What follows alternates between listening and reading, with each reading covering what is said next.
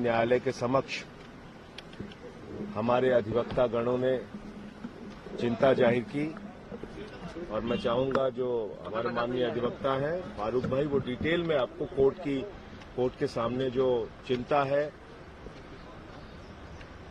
जो हमारे अधिवक्ताओं ने आज कहा वो आपको डिटेल में बता दें। जी देखिए, इसमें एक सबसे बड़ी समस्या क्या है, जिस बात का हमने ध्यान आकर्षित कराया कोर्ट के समक्ष, जो इंस्पेक्शन करना है अनरिलाइड डॉक्यूमेंट्स का।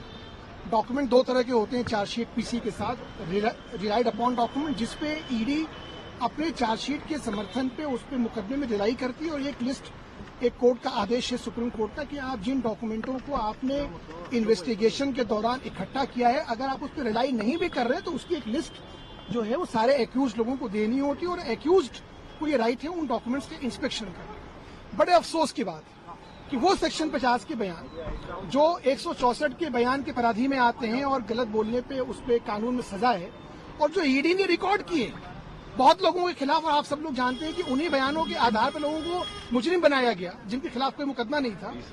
20,000 पन्ने वो डॉक्यूमेंट ईडी जो है वो अनरिलाइड में लगाती है, और जब हम उसकी इंस्पेक्शन बहुत मर्जी के मशक्कत करके कोर्ट में एप्लीकेशन लगा के हम लोग उसको अलाउ करवाते हैं, कोर्ट हमें आदेश देता है, हम जाते हैं, तो जो हमारे कलीग्स वहाँ इंस्पेक्शन करने जाते हैं वहाँ 1.5-2 घंटे ईडी दफ्तर के बाहर इस धूप में बैठा रहे हैं वहाँ।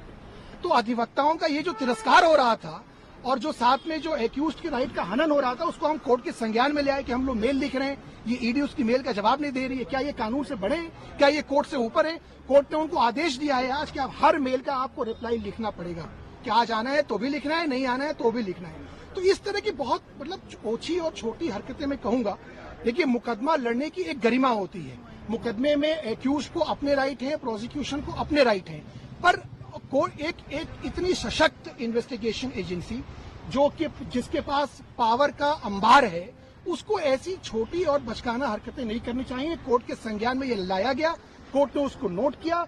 और जैसे एक और चीज है कि जब भी हम लोग कोई भी आवेदन फाइल करते हैं तो उसकी कॉपी हम लोग ईडी को एडवांस में देते हैं। हर मुकदमे में दूसरे पक्ष को ही कॉपी दी जाती, ईडी कॉपी नहीं देती।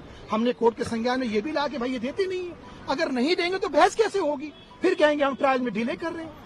आज जब आप कंप्लाइंस रिपोर्ट फाइल करने आ रहे हैं तो आपका ये दायित्व है कि आप वो एक कॉपी पहले हम लोगों को दे, डिफेंस को, वो देते ही नहीं। फिर आज उस पर भी कोर्ट ने कहा कि हम आदेश करेंगे कि आपको सारी कॉपियां पहले से दें।